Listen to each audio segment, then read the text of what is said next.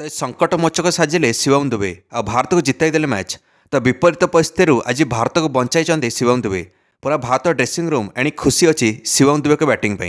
And Netherland विपक्ष match रे शिवम दुबे को बैट्रु आसला धुआंधार विराट विराट छक्का। आज शिवम दुबे शक्तिमान पलटिगले। यह भारतर शेष ग्रुप मैच थिला T20 विश्वकप 2026 शिवम दुबे को दबदबा देखा मिला ए मैच रे।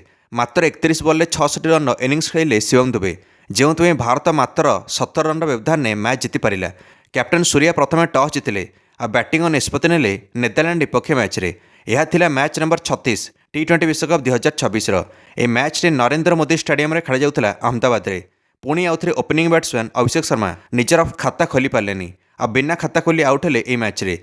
कमेंट्री बॉक्स रे बसथिबा हरभजन सिंह निजे माइक टी फोपाड़ी देले, कहले लगातार 3टा मैच हे बिना खाता खोली आउट होचंती अभिषेक। एटा शोभा पाउनी ओपनिंग बैट्समैन ठारू। एणिक Abhishek Sharma number 1 T20 batter हेले मध्य से गत 3टा इनिंग्स हो यह मिसाई से बिना खाता खोली आउट होचंती। तो अभिषेक शर्मा मध्य हताश होकर पाविलियन फरिले जेतरे से 0 रे आउट हेले। एणिक भारतर स्कोर मध्य 0 थिला। एणिक आर्यन दत्त आसते आरंभ बॉलिंग करने नेदरलैंड तरफ। एणिक स्पिनर लगे देते नेदरलैंड वाला अभिषेक को आउट करने और से सफल हेले। स्पिनर आर्यन दत्त आउट करदे अभिषेक शर्मा को। एणिक सीधा क्लीन बोल्ड हो गले अभिषेक बिना खाता खोलिकी। तापर ईशान किशन स्ट्राइक रे आसिले आ गोटे छक्का आ गोटे चौका मारदेले। ईशान किशन को तागड़ा बैटिंग जारी थिला, किंतु ईशान किशन आज बेड़ा खराब थिला। गोटे विचित्र बॉल आउट हेले ईशान किशन। बॉल टी जंघरे बाजिला, तापर जाकि तले पड़ा, तापर सीधा स्टंप रे बाजिला। ईशान किशन 7टा बॉल 18 रन करके आउट हेले। गोटे छक्का 2टा चौका मारिकी आउट होते ईशान। भारत स्कोर को गति देला। तापर तिलकर्मा को साथ मिलूला कैप्टेन सूर्यांकर। भल स्थिति थिला भारत। प्रथम 6 ओवर पर 50 रन पार हो जाता, किंतु तिलकर्मा पूरा सेट हो जाते आ विकेट हराई बसिले। किंतु 27 बॉल 31 रन करके हार्दिक पांड्या रेडी होते बैटिंग करने। हार्दिक पांड्या डगआउट्रु पचारे कैप्टेन सूर्या को जे मु जीवी ना शिवम दुबे जीवे। तो सूर्या कहले शिवम दुबे को पठाओ बैटिंग पे। नेदरलैंड पुणी आउ थे आर्यन दत्त को डाकिला शिवम दुबे आगे। शिवम दुबे बंचीगले गोटे LBW अपील। नेदरलैंड वाला DRS नहीं। ऑनफिल्ड अंपायर तो नट आउट देला, किंतु थर्ड अंपायर पाक निर्णय गला आ थर्ड अंपायर कल देदेला आ बंचीगले शिवम दुबे।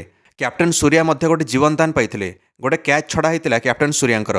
कैप्टेन सूर्या और शिवम दुबे तापर मौकार सदुपयोग कले आ पार्टनरशिप आरंभ है 2 जनक मध्य। एहारी सहित कैप्टेन सूर्यांकर जोरदार छक्का वर्षा आरंभ है। 100 रन पार होता भारत स्कोर 13 ओवर। सूर्या और दुबे भितर 41 रन पार्टनरशिप होगला 29 बॉल। किंतु कैप्टेन सूर्या आ गोटे छक्का मारिया जाए सीधा कैच आउट होगले। कैप्टेन सूर्या 28 बॉल 34 रन कर आउट होती। भारत इनिंग्स धीरे धीरे धीमेला। बड़ पार्टनरशिप देखा दर्शन नाला। 15 ओवर पर्यंत भारत 108 रन था 4 विकेट हराई। एवं शेष 5 ओवर बाकी थाए आ 16तम ओवर धंतार माड आरंभ है। शिवम दुबे मारिले गोटे छक्का, हार्दिक पांड्या मारदेले 16तम ओवर 1 छक्का। भारत स्कोर गति आसवा आरंभ है। एणिक 17तम ओवर शिवम दुबे सीधा 2टा छक्का गोटे चौका मारदेले। निजर शक्ति प्रदर्शन करते शिवम दुबे और निजर अर्धशतक संपन्न कले।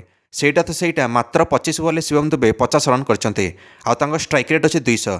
पूरा अहमदाबाद दर्शक एणिक ताली मारुले शिवम दुबे को इनिंग्स पर। भारत 18 ओवर आरंभ में 153 रन पहुंच जाता 4 विकेट हराई।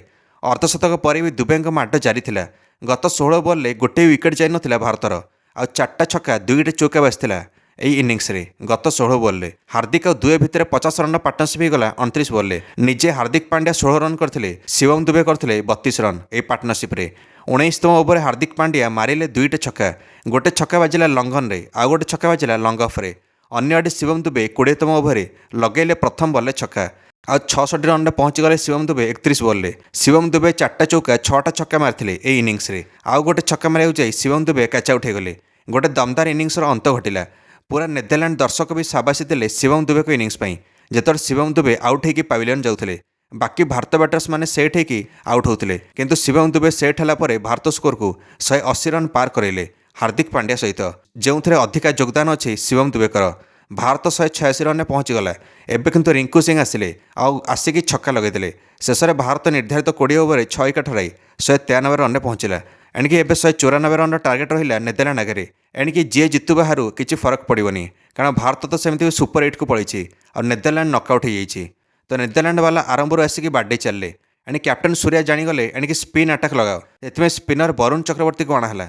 वरुण चक्रवर्ती आसिक प्रथम विकेट नेले भारत। ओपनर मैक्सवेड आउट 20 रन करके आउट हेले वरुण चक्रवर्ती ओभर। तापर नेदरलैंड मेन बैट्समैन बास तेलिडे आसिले बैटिंग करने ओपनर लेभिट सहित एणिक नेदरलैंड स्कोर को आगक नेले लेभिट आ Bas de Leede 8 over Netherland 51 run पहुंचीगला। आहरी 74 बॉल 143 रन दरकार था मैच जितने किंतु माइकल लेभिट 24 रन कर कैच आउट होगले हार्दिक पांड्या ओभर हेले नेदरलैंड वाला थमी नथिले माड जारी थिला। ए बास तेलिडे और आक्रामैन ए दुई जण मिसिक बाडौले 48 बॉल 100 रन दरकार थिला। प्रत्येक ओभर 12 रन दरकार थिला नेदरलैंड को एणिक द्रुत गति रन रेट बढ़ाई यही समय वरुण चक्रवर्ती पुणी आसिले बॉलिंग आसिक सीधा 2टा विकेट नहीं गले गोटे पर गोटे। वरुण चक्रवर्ती गोटे विकेट था कलिन आक्रामैन 23 रन रे आउ गोटे विकेट था आर्यन दत्तर बिना खाता खोली। नेदरलैंड 94 रन 4 विकेट हरैला एणिक 100 रन पार है सेट बैट्समैन बास तेलिडे भी 33 रन कर आउटले। एबे कैप्टन स्कॉट एडवर्ड्स और जैक लायन केसो क्रिजे थिले। गोटे पोस्टर नजर आसला लिखाई बुमरा आसला माने विकेट नेबे एई ओभर रे आला भी कैप्टन सूर्या बुमरा को बॉलिंग देले से सीधा आसिकी कैप्टन स्कॉट एडवर्ड्स को सीधा बोल्ड करदेले। एबे नोआ क्रोच और जैक लायन केसो मिसिक नेदरलैंड स्कोर को 172 रन पहुंचाइले एणिक जैक लायन केसो भी आउट होगले शेष में भारत जीतीगला मुकाबिला 17 रन रे। नेदरलैंड संपूर्ण 20 ओवर 176 रन कर आगक जापारानी। भारत लगातार 4टा ग्रुप मैच जीतिकी सुपर 8 रे प्रवेश करिला। एणिक प्लेयर ऑफ द मैच पाइले शिवम दुबे जे गुरुत्वपूर्ण 31 बॉल 66 रन करें और निज 3 ओवर 35 रन दे 2टा विकेट नेले। भारत एवं सुपर 8 रे अच्छी भारत ग्रुप 1 रे अच्छी साउथ अफ्रिका वेस्टइंडीज जिम्बाब्वे एमान सहित एणिक सुपर 8 मुकाबिला से ग्रुप 2 रे अच्छी इंग्लैंड पाकिस्तान न्यूजीलैंड श्रीलंका एमाने अच्छी ग्रुप 2 रे।